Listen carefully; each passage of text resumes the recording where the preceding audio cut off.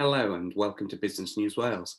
I'm John Jackson, the Built Environment Editor, and in this discussion we're talking about modular housing, and it's my pleasure to be joined by Tom Bloxham MBE, founder of Urban Splash, the urban regeneration and placemaking experts who for over 25 years have earned an award-winning reputation for homes that are characterised by their design-led focus in settings which are people focused. And with that, Tom, I'd like to just welcome you today and thank you for joining us. I know you're exceptionally busy, but would you like to just begin with a short explanation as to what inspired you to found Urban Splash? Thanks, John. Yeah, no, great to be with you. So I suppose I'm an accidental property developer, and my story is I came to Manchester as a young man to go to university. While I was at university, I established a few businesses selling records. I was crap at that, a bit better selling posters. Set up some retail business. I was in Manchester at the right time, at the right place at the right time. And so I was selling posters, and we did deals with the Happy Mondays and the Stone Roses and loads of bands. And I was publishing posters somewhere around the world. But I wanted retail space, and nobody rent me a shop because I had no money, no track record. And eventually I took over the first and second floor of a disused shop and sold me posters, but it was too big to sell the posters, subletted to other friends, a place called Afflex Palace now, and made more money from subletting the space than I did from selling the posters. So I thought, hey, I must be a property developer. And then I looked around me and I saw this amazing collection of old buildings in Manchester city centre, by and large empty, and no one living there, no one doing anything. At the time, you could not even buy a loaf of bread or a pint of milk in the city centre. So I just thought there must be something better to do with these. And I got together a mate of mine called Jonathan Falkingham, who was a young architect. And together we started buying up the old buildings quite cheaply, converting them very cheaply, and selling them off as loft apartments, as office space. And actually thought that it was a great way to bring people back to live in the city centre, to help the regeneration of the city centre, and to produce some amazing apartments. And it sounds so simple, doesn't it? But what a transformation. That model of actually living in a city centre where you can get everything on your doorstep is something we admire in many European cities. And we did lose it to quite an extent in the UK. And hopefully with, I don't know, maybe some retailers leaving the city centre and even offices, we're going to create spaces to allow people to live really active city centre lives. So it looks like you were certainly 25 years ahead of your game. With that, Tom, your Urban Splash, obviously, along with partners, you've now established House by Urban Splash, and these innovative modular homes, they don't just provide space and light for people, but you're actually allowing people to have this opportunity to configure their own home, which is fantastically innovative, because we know people live more complex lives these days. So why not be able to buy a house which is more suited to the way you live it? Now, I think for our viewers, and to help illustrate this, what we'll do is I'm going to show a short film that House by Urban Splash have made, which really helps to illustrate the nature of the homes and the attention to detail that you place in creating them in the right setting, places where you'd want to live. And once we've had a look at that, then we can start our discussion. So I really hope that all of our viewers enjoy what they're about to see. Enjoy.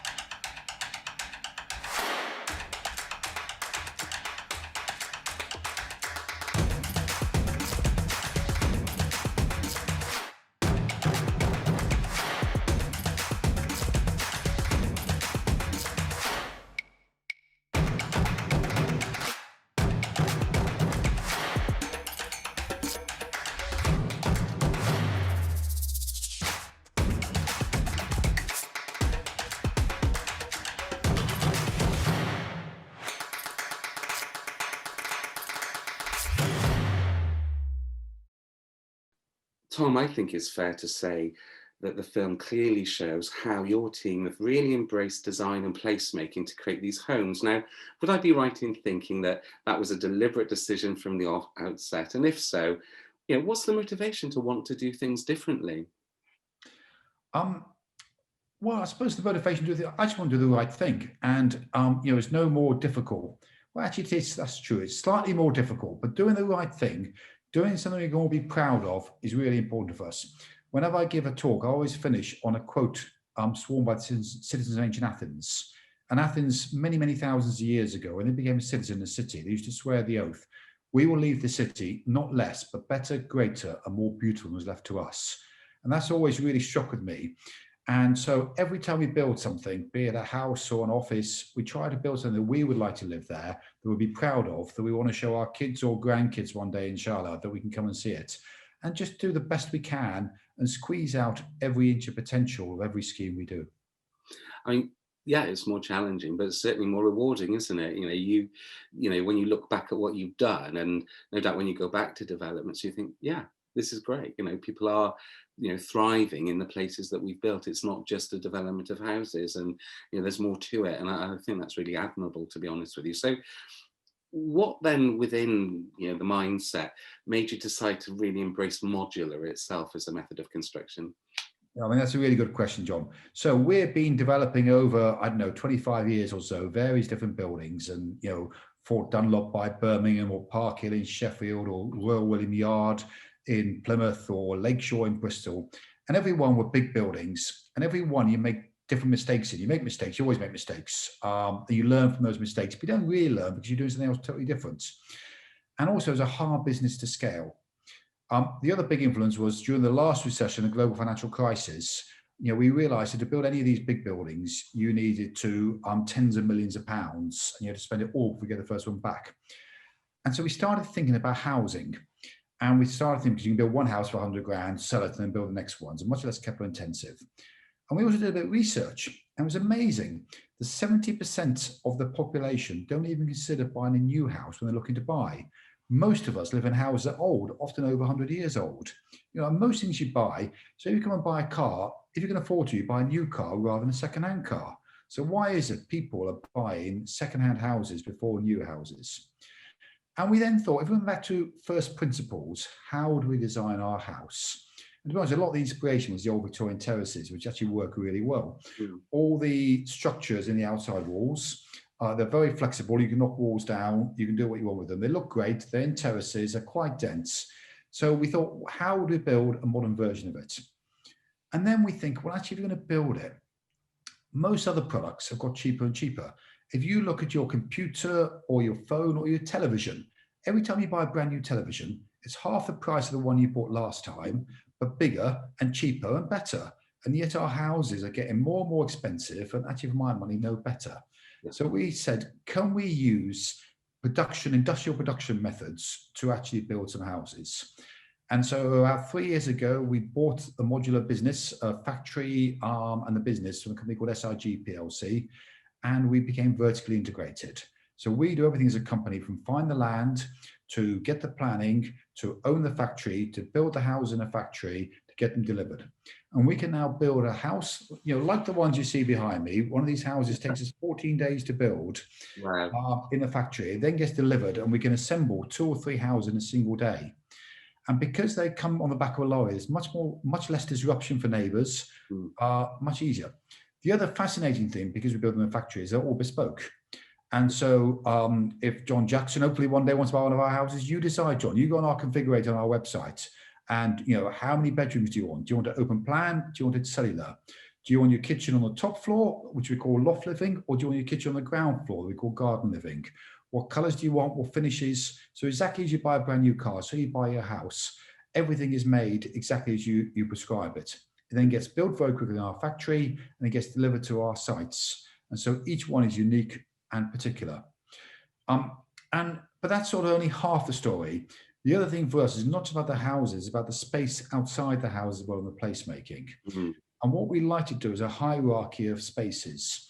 And so typically in most of our developments, we build a new public park, which is for everybody. And we also, again, if you look behind me, you can see here, We've got spaces where we've got actually some small private terraces, which everybody owns, and that's a private terrace. We've also got some communal space that's owned jointly by all the residents. So some spaces you own have a barbecue to, the other's communal, where neighbours can get to meet each other. You can play out till tea, the kids can play together, but it's safe and secure. And you have a public park where you can meet your neighbours, everything can come to. So it's about open green space as much as it's about the houses themselves. That's brilliant, because at the end of the day, I mean, if you love gardening, you'll enjoy spending loads and loads of time in your garden. But I think for most people, it's nice to have that bit of personal space to sit out and enjoy. But beyond that, then to have really nice communal spaces, which, like you say, will allow residents, children to play with each other if it's a secure environment. It just makes life so much nicer for everybody and really reflective. And with park spaces as well, you can bring a higher quality of nature into the environment, where you can plant the right things, attract the right wildlife, which again just enriches that experience. And I think 2020 has shown us that having things like that on your doorstep, unfortunately it's a bit of a luxury for people, whereas actually it's an essential, isn't it? It's what makes life livable. Yeah. I mean, we have our underlying thought, our philosophy is called Live Well by Design. That's why the film we saw is called Live Well by Design. And it's very much us thinking about that. So I suppose the second part of the story of the modular housing is we thought we were onto something, and we thought we were onto a business that's both scalable and we can do it all over the country, in fact, all over England and Wales, hopefully one day. But we realized we were a small northern private company. We needed to get some help. So we went out to look for some investment. And actually we got Homes England, which is part of the UK government, to invest a 5% stake. And we got Sekisui House, which I'd never heard of, I must admit, but they took a 35% stake. And Sekisui House, a very interesting organization. They're a Japanese company, £20 billion company listed on the Japanese stock market. They build more houses than the top 4 UK house builders put together. They employ 1,000 people in the R&D department. They employ 3,000 architects in-house. So this brings huge resource into our business to allow us to expand. But more importantly than that, their culture and their values are very similar to Urban Splashes. And one of the things they do, which we love and we're trying to adopt in the UK, is every time they plant a new house, they plant 5 trees. And in Japan, it's not expensive, it's not cheap imported Chinese trees, but it's expensive Japanese nature trees. And it's all about biodiversity. And 3 of them are to encourage insects, and 2 of them are to encourage bird life. And so they get biologists and botanists to look at what species they go in different areas. So that's something we're trying to introduce in the UK as well, which is a little story about how we can try to let us all live a bit better by design. I think that's where attention to detail is so important. And there's a logic with the Japanese film, because within Japan, I mean, they are masters of doing things with space, aren't they? They've had to be for such a long time. And even historically, Japanese house building, they could build an entire house of wood, but their carpentry skills are so good, they didn't need to use any nails or screws, everything would interlock. And it's that sort of imaginative thinking that I think suits house building really well. And so there's a really good logic to join forces with such a Japanese company, because they're thinking, it's not just about the outside, it's about the inside, how it all works together, how it all sits within nature, as you say. And you end up with something which is perhaps simple in some senses, but actually perfect in the other respect, because all the right things have been thought about, rather than trying to make it look mock Tudor or something, which isn't quite going to help you live a better life, in my opinion. Absolutely. Looking forward, the Japanese precision technology, made in Japan was a mark of quality. The great car manufacturers, the great camera manufacturers, made in Japan is high quality. But also, I think it's a really cool design. So brands like Comme des Garçons, Yohji Yamamoto, Muji, are all brands that I've always looked up to and admired. And they've both got the technology and the precision together with the design ethos. So it's early days yet, a year and a half into the partnership, but it's looking like it's paying real dividends. Absolutely. And developing our product. So if we look at, say, your existing developments, such as Port Leap over in Birmingham, what's the feedback been like from buyers? Are they really, how important do they put the features that we've talked about in terms of their home buying process? Yeah, I mean, the feedback we've got is fantastic. And if you look on our website, there's lots of stories about the buyers, who they are, why they chose it. And I mean, they do love it. I mean, the honest answer is I think most people don't care how their house is built. Maybe 10% of the population love modular, 10% probably hate it. The vast majority of us just want a really well-built house. I think what they're much more interested in is the community and the work we do. So for instance, the scheme you mentioned, Port Loop in Birmingham, there we're working with a community group called Impact Hub. We're doing front room. They've taken over a barge we gave them. They're having a coffee bar on there. They're doing treasure hunts for kids. They have a free bike repair service. They're organising community events. One of our houses, we worked with our charitable trust. We filled with the artists. And so again, the artists are there involving the residents and the wider local community with different resident artists coming in, working on projects. So it's about creating that community. The community got together. They set up during lockdown a film night where they put outdoor cinema in. They're all meeting each other. They all now want to start businesses in the area. So it's been a real richness, and they're meeting each other and telling stories and talking. Do we get everything right all the time? No, we don't, and it's not without its issues, but again, we try to listen when things do go wrong and actually put them right. Absolutely. So, it just creates somewhere, I don't know, at the end of the day, you're going to look forward to going home to, aren't you?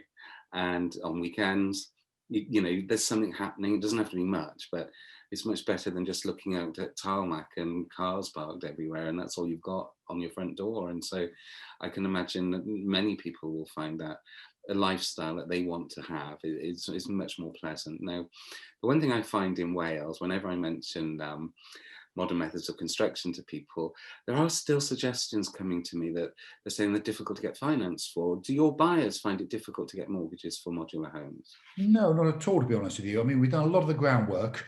And so we've got a thing called BOPAS accreditation, and then we've been working with all the major banks. And so, no, I mean, it's been quite straightforward with all the banks. I mean, actually, we sort of become almost hostages to fortune, but because they're modular, there was this worry. We go through all the same building regs and building warranty that every other house builder does. But on top of that, we've got the whole factory inspections as well. So quality assurance is a whole lot better. I mean, but if you think about it, most house builders are building houses out in open fields.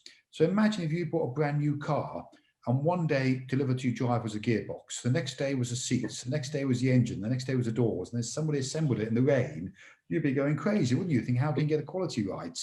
But I mean, the crazy thing is that's exactly how we build our houses. And clearly building them in the factory with skilled labor, doing the same job and continuous, and a whole series of quality assurance, makes our houses much more quality assured and many more inspections on them. And so therefore, no, we have not had any negative experience from mortgage brokers or valuers. That's really encouraging to hear. And to be honest, whenever I've heard this, I almost sense it's a sort of a hangover thought, from maybe a few years ago when alternative ways of building homes wasn't as mainstream. And of course, it does appear that modular is becoming mainstream, partly, as you say, because you can build them in factories, you can build them at scale. And we know across the UK and here in Wales, there's no exception, there's such a desperate shortage of homes. So I know our housing associations and the Welsh Government are looking very closely at modular, and it's starting to take up a pace. And of course, something we didn't touch on is the fact that modular homes can be very energy efficient as well, can't they? Yeah, I mean, again, they're super well insulated. And because we're building them in factory conditions, we can get the air tightness and the insulation a lot better. They're also very strong, because if you think about it, people imagine that modular is going to be weak, but if you imagine it, every floor of it separately is craned off a lorry into place. So that means every section, every single floor is like a box with its own structural integrity. You imagine picking up a normal brick built house on a crane and it would collapse immediately. And so they're actually probably the strongest houses being built today. So, they're built to last, they're built to be robust. And I believe it's a future of house building. It's not the only way to build it. And we're not going to say, there's still a place for traditional building, there's still a place for bricks and blocks. But if you look at every other industry, over a period of time has gone from craft industry using artisanal labor to industrialized processes. And out of that, we've got better products, we've got cheaper products, we've got higher quality and more reliable products. And so I think the industrialization of house building will produce us with better value and more reliable products. And when they're more design led as well, I think it makes a well-designed home more accessible for people, because often as not, we have television programs which show amazing homes and then you look at the price tag, and it does frustrate me that good architecture does always seem to be a luxury for the very wealthy, and it shouldn't be. You know, we should all be able to enjoy living in a home that's been really well designed. So maybe it also helps to add a level of democracy to home buying choice for people, where you can have a house which is beautifully built. I mean, that's super interesting, John. And again, we often talk about the democratization of design. And actually, today, if you want particularly a modern looking house, by and large, you've got to employ an architect, find a house which is old, knock it down, start again and build it. And your grand design's great, but you've got to be a millionaire to do that, often multi-millionaire. And the analogy I use is contemporary furniture. When I was a kid, if you wanted a really nice sofa, the only way to go was to really expensive designer furniture shops, get it imported from Italy, and it was thousands of pounds for a chair. Then you saw Habitat with Terence Conran, who really admire, and now even IKEA, bringing forward contemporary design, modern looking furniture being very affordable. At the time when I was a kid, the mass-produced furniture was all reproduction. It was pastiche. Mm. It was a copy in a Victorian or a Georgian chair. Today, our housing, by and large, is pastiche for most house builders. They're doing poor copies of nice Victorian or Georgian houses and passing them off new, looking backwards. And what we want to do is look forwards with our design and do contemporary design, and things are looking forward and things are modern. And it's ironic, isn't it? Because most of us in our homes now are filled with modern furniture, modern televisions, modern technology, but we've got houses, even new houses, actually looking very old-fashioned.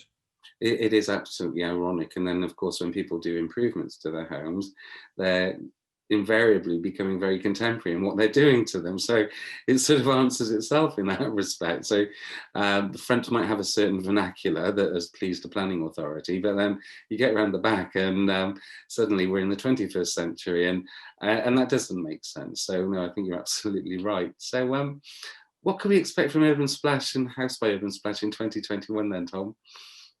So 2021, hopefully, it will be a good year. I mean, I'm worried about the after effects of COVID, and, thoughts go out to everybody who's been affected by it. We want to expand. We want to expand House by Urban Splash all over England and hopefully into Wales. We're looking at some sites which would be really interesting to do that. We're going to be launching a search for a new factory as well, which will be interesting. And we're growing our residential fund. So we've got a PRS residential fund, so we can offer houses for rent as well as for sale. Yeah. And so it's about growing the business. We're developing new products. So we've been talking about townhouse here. We've got mansion house as well, which is a 6-story apartment block made of CLT, which is cross-laminated timber, super sustainable, loads of embodied carbon in it. We're developing other products and more affordable products. And we just want to, keep finding interesting sites, keep doing the right thing, keep living well by design. That's absolutely fantastic, Tom. I'm going to thank you for your time today. It's been a really fascinating conversation. It could go on for hours, but I'm sure you have a few other things to do in your day. What viewers will know, though, is there will be an accompanying article to this discussion. And within that, you will also find links to House by Urban Splash and Urban Splash. And I do hope you enjoy getting to read that article as well. So for now, thank you very much for your time, Tom. It's really appreciated. Thanks. Great to see you. Thank you all for listening to us. Catch you soon in Wales, I hope. Thank you. Take care, everyone. Goodbye.